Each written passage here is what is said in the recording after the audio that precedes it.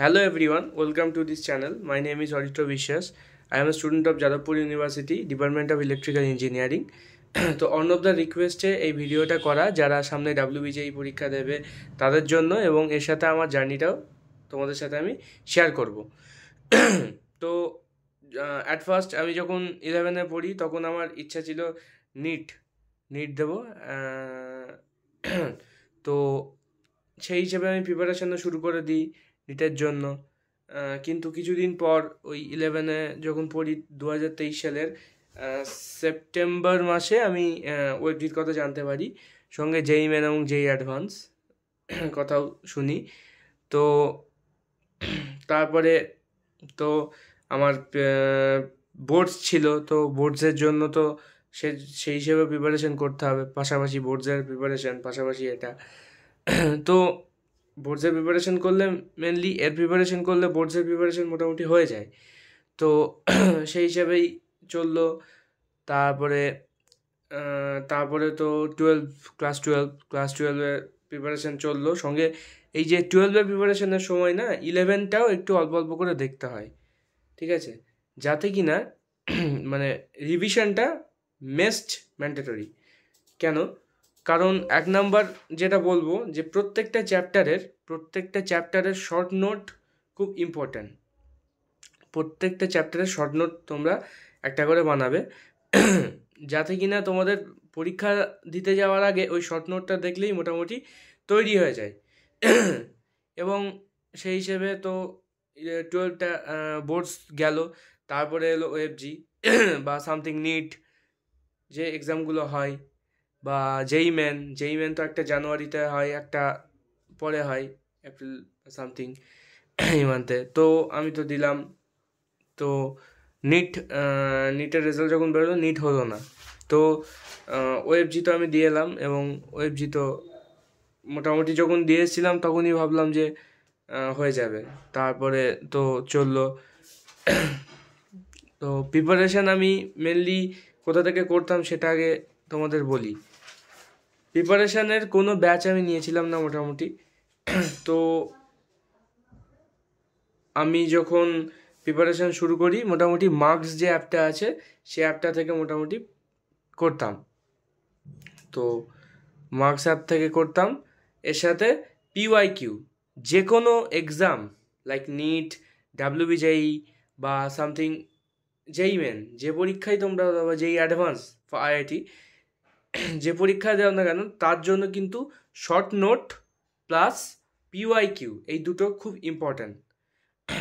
কারণ পিওয়াইকিউ টাইপের কিছু কোয়েশ্চেন আসে, ওএফজি হোক বা জেই মেনই হোক, কিছু কোয়েশ্চেন দেয়। তো এইবার বলি যে ওএফজি এবং জেই মেন দেখো, ওএফজিতে টাইম ম্যানেজমেন্টটা একটা ব্যাপার। কারণ তোমার ম্যাথ থাকে আর ফিজিক্স কেমিস্ট্রি দুটো দুরকমভাবে হয়। প্রথমে হয়ে যায় 1 আওয়ার ম্যাথ, তারপরে হয় ফিজিক্স কেমিস্ট্রি। তো ম্যাথে থাকে 50টা লাইক এরকম কোশ্চেন সামথিং, আর ফিজিক্স কেমিস্ট্রিতে বাকিটা। তো তোমাদের যেটা করতে হবে টাইম ম্যানেজমেন্ট। এখানে যে কোশ্চেনগুলো আসে মোটামুটি জেই মেন লেভেলে থাকে, প্রায় সেম বা একটু কম বেশি থাকে। বাট তোমাদের যেটা বললাম যে টাইম ম্যানেজমেন্টের জন্য কি করতে হবে, মক টেস্ট। এই মক টেস্টটা খুব ভাইটাল একটা জিনিস, কারণ মক টেস্ট না দিলে তুমি নিজেকে মানে বুঝতে পারবে না যে তোমার প্রিপারেশনটা কেমন হলো। কারণ মক টেস্ট শুধু দিলেই হবে না, মক টেস্ট দেওয়ার পর যেগুলো তোমাদের ভুল হচ্ছে সেইগুলোকে নিয়ে অ্যানালাইসিস করতে বসতে হবে, যে ব্যাপারটা কোন জায়গাটা ভুল হয়েছে, কেন হলো, বা সামথিং তার সঠিক যে প্রসিডিওর সেটা কি, হ্যাঁ, সলিউশন, এইগুলো সব দেখতে হবে। তাহলে 5টা বা 4টে-5টা জিনিস আমাদের খেয়াল রাখতে হবে: short note, time management, mock test, PYQ solve. এই কটা জিনিস মেনলি জানতে হবে। এই হলো। তো পিওয়াইকিউ এর জন্য তো বিভিন্ন বই পাওয়া যায়। তো আমি এবার কিছু বুকের নাম বলবো, যেগুলো কিনা যে বুকগুলো পড়লে মোটামুটি হয়ে যায়। দু রকম বই আছে, একটা হচ্ছে এমটিজি, একটা হচ্ছে আরিহান্টের বই। এবার আরিহান্টের যে বইটা, আমি করতাম এমটিজি। এবার তোমরা যেটা ইচ্ছে করতে পারো, দুটোই ভালো বই। তো এমটিজি তো সলভ করতাম ফর জেই মেন, বাট ডাব্লিউবিজের জন্য একটু আলাদা। তো তুমি ডাব্লিউবিজের জন্য মেনলি পিওয়াই কিউ সলভ করতে পারো। আর এছাড়া এখন বিভিন্ন ব্যাচ আছে, যে কোনো একটা তুমি যদি মনে করো যে কোচিং করবে, সেটাও কোচিং নিতে পারো। বা অর্ণবদারও অনেক ব্যাচ লঞ্চ হয়েছে জানো, তো সেগুলোও জয়েন করতে পারো। তো সেটা হচ্ছে কথা। তো এইবার বলি যে পরীক্ষা দিতে যাওয়ার আগে আমি suppose total as example suppose 10খানা চ্যাপ্টার আছে। তো 10খানা চ্যাপ্টার আছে, তো তুমি ধর দেখো 3 লেভেলের ক্যাটাগরি হয়। একটা হচ্ছে এমন স্টুডেন্ট আছে যারা কিন্তু পার্সেন্ট কভার করে ফেলেছে, তাদের 10% বাকি আছে।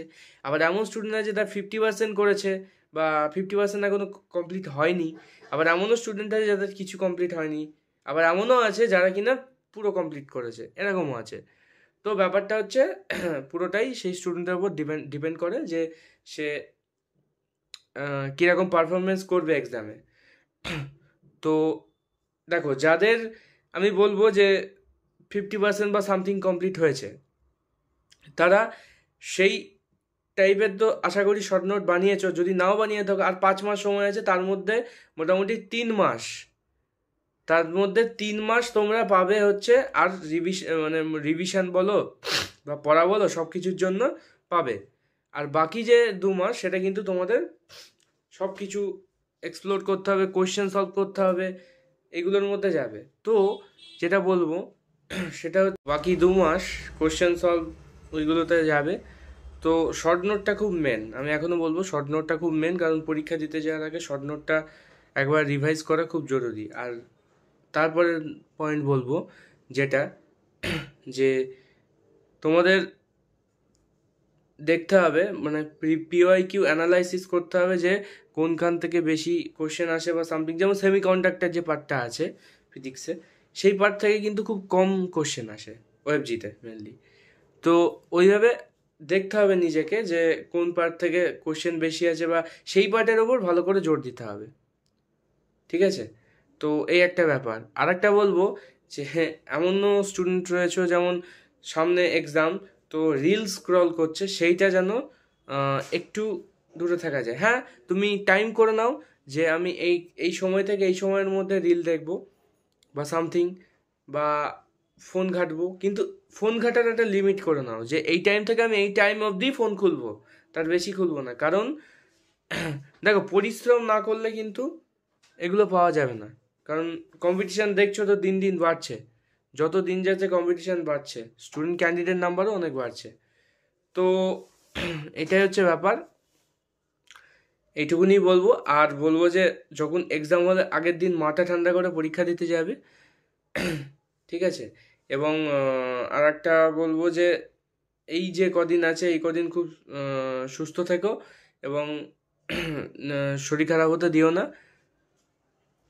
কারণ ঠান্ডা লাগলে মোটামুটি ভাবে একটা মানে গ্যাপ হয়ে যায় পড়াশোনার। সো আর একটা কথা বলবো যে কোশ্চেন টাইপের ব্যাপারে, যেটা কোশ্চেন টাইপের ব্যাপারে একটু বলে দিই। এই যে ওএফজিতে আমরা যাই এক্সাম দিতে, তো দেখো সবসময় ওএফজি কিন্তু এমন একটা পরীক্ষা যেই মেনের মতো বা সামথিং এরকম না, মানে যেই অ্যাডভান্সের মতো অনেকটা। যেই অ্যাডভান্সে কিন্তু একদম যে মার্কসে মানে এক্সামটা হয়, সেই মার্কসই যে পেতে হবে এর কোনো মানে নেই কিন্তু। মানে একটা মার্কস তোলো, যে মার্কসটাই তুমি তোমার নিজের সেই জায়গাটাই পৌঁছাবে, তুমি যেই জায়গাটা চাও সেই জায়গাটা যাতে পাও, সেই হিসেবে পড়াশোনাটা করো। এবং ওএফজিতে তোমার বেশি লাগবে না, মোটামুটি অল্প মার্কস লাগে।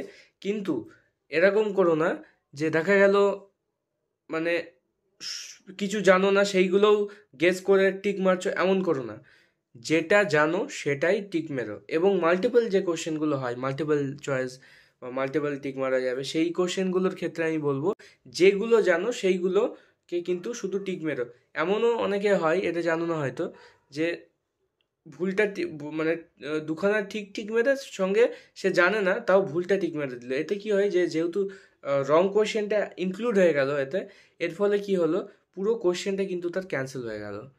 কিন্তু সে যদি দুখানা করতো, কিন্তু যদি ঠিক করতো, তাহলেও কিন্তু কিছু পয়েন্টে মার্কস পেতো। তা এইটার দিকে একটু খেয়াল রেখো, ঠিক আছে? তো আর বেশি কথা বলবো না। তো তোমরা ভালো করে এক্সাম দিও। All the best. Thank you.